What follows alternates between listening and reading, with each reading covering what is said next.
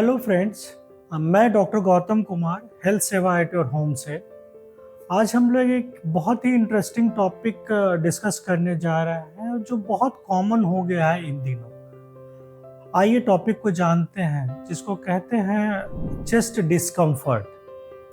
अब ये chest discomfort को अलग अलग नाम से भी जानते हैं, जैसे चेस्ट प्रेशर या चेस्ट हेवीनेस या फिर कह लीजिए चेस्ट स्क्यूजिंग भी कहते हैं।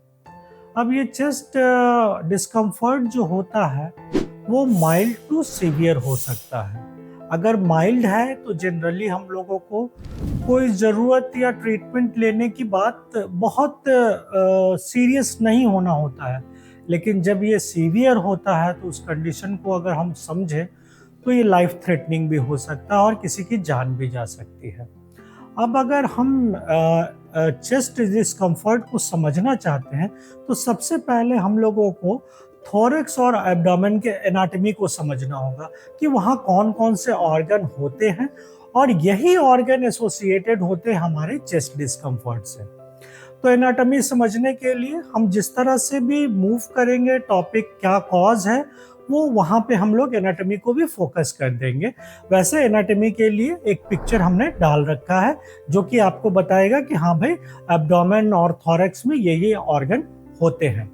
अब अगर हम आए समझने के लिए चीज़ों को, तो कॉज को जीआई कॉजेज हो सकते हैं और non GI causes. Non GI causes में हमारा हार्ट रिलेटेड होगा, लंग रिलेटेड होगा या फिर अदर कॉजेज में जो मसल्स और बोन के रिलेशन में हो सकता है। तो सबसे पहले हम आते हैं जीआई कॉजेज में। जीआई कॉजेज जनरली जो होते हैं मेरा माइल्ड होता है और उसके लिए हॉस्पिटलाइजेशन की ज़रूरत बहुत समय में नहीं पड़ती है, बहुत मेजर टेस्ट की ज़रूरत नहीं पड़ती है, या अगर पड़ती भी है तो हम लोगों को रूल आउट कर लेना चाहिए कार्डियक है या फिर जीआई कॉज है या प्लूरल से अटैच्ड है।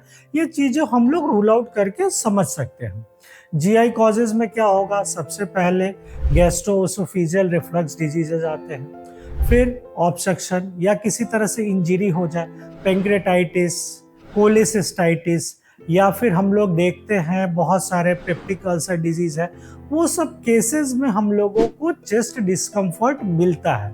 साथ ही साथ उसका क्या होता है कि एब्डोमिनल पेन भी मिलता है। तो हम लोग हिस्ट्री से भी रूल आउट कर सकते हैं कि ये कॉजेज मेरे जीआई हैं या फिर नॉन जीआई कॉजेज हैं। अब आते हैं मेरे मेजर कॉजेज में।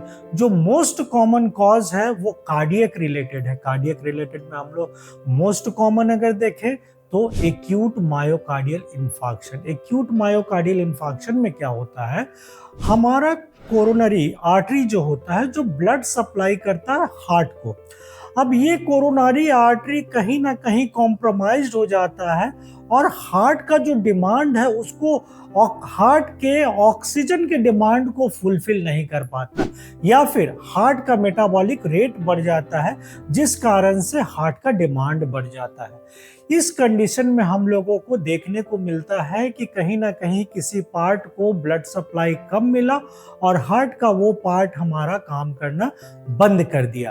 अब ये चीजें हम अगर देखें तो माइल्ड से सीवियर हो सकता है। माइल्ड से सीवियर कहने का मतलब कि कुछ चीजें तो ऐसे होती हैं कि भाई घर पे ही अगर हम लोग देखें कि नाइट्रोग्लिसरीन का सबलिंगुअल टैबलेट लेके रेस्ट कर लेते हैं तो पेशेंट स्टेबल हो जाता है और फिर फर्दर हम लोग डॉक्टर से कनेक्ट होके हम लोग इन चीज़ों को समझ सकते हैं।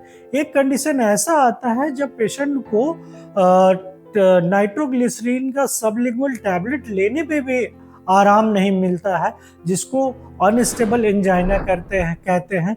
पेशेंट रेस्ट में भी रहता है तब भी ये चेस्ट पेन वो फील करता है। उस कंडीशन में टोटल डायग्नोसिस, पूरा डायग्नोसिस होना बहुत ज़रूरी होता है पेशेंट के लिए, और ये कंडीशन जो है लाइफ थ्रेटनिंग है। अब दूसरा कंडीशन अगर हम आते हैं तो पेरिकार्डाइटिस। पेरिकार्डाइटिस एक ऐसा कंडीशन है जिसमें क्या होता है कि जो हार्ट का कवरिंग है, पेरिकार्डियम है, वो इन्फ्लेम्ड हो जाता है और उससे हमको चेस्ट डिस्कम्फर्ट मिलता है।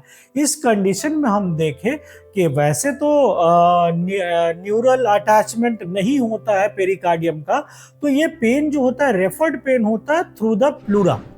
अब अगर तीसरा कंडीशन आते हैं तो डिसेक्शन ऑफ आयोटा या आयोटिक डिसेक्शन। इस केस में क्या होता है कि आयोटा के अंदर हेमाटोमा बन जाता है।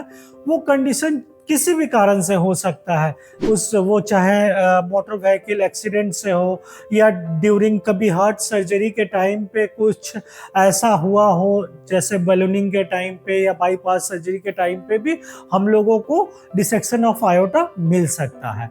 अब अगर ये 3 कंडीशन तो हार्ट रिलेटेड है, वैसे बहुत सारे कंडीशन है, जैसे वेंटिकुलर हाइपरट्रोफी हो गया या डायलेटेड कार्डियोमायोपैथी हो गया। ये सारे कंडीशन भी हम लोगों को चेस्ट डिस्कम्फर्ट देते हैं।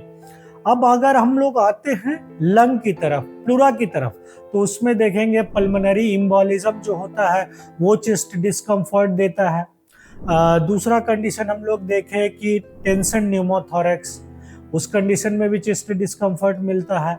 या फिर हम लोगों को प्लूराइटिस या निमोनिया के टाइम पे भी चेस्ट डिस्कम्फर्ट हम लोगों को मिलता है। सर्टेन कंडीशन ऐसे हैं जैसे जो कि मसल से रिलेटेड है, फिर हर्पिस जोस्टर के केस में हम लोगों को मिलता है, कॉन्ड्राइटिस के केस में हम लोगों को मिलता है। सम टाइम चेस्ट डिस्कम्फर्ट जो होता है इमोशनल होता है, साइकोलॉजिकल होता है या स्ट्रेस रिलेटेड भी होता है।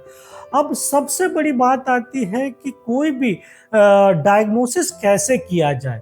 तो क्लिनिकली अगर पेशेंट कोई भी हॉस्पिटल या इमरजेंसी या ओपीडी में आता है तो फर्स्ट होता है कि पेशेंट के जनरल कंडीशन को देखा जाए, जैसे पेशेंट का एयरवेज कैसा है, पेशेंट कॉन्शियस है कि नहीं है, पेशेंट का बीपी कैसा है, पेशेंट का हार्ट रेट कैसा है। तो ये सारी चीज़ें देख के हम फिर आते हैं कि पेशेंट का हम लोग हिस्ट्री लेते हैं।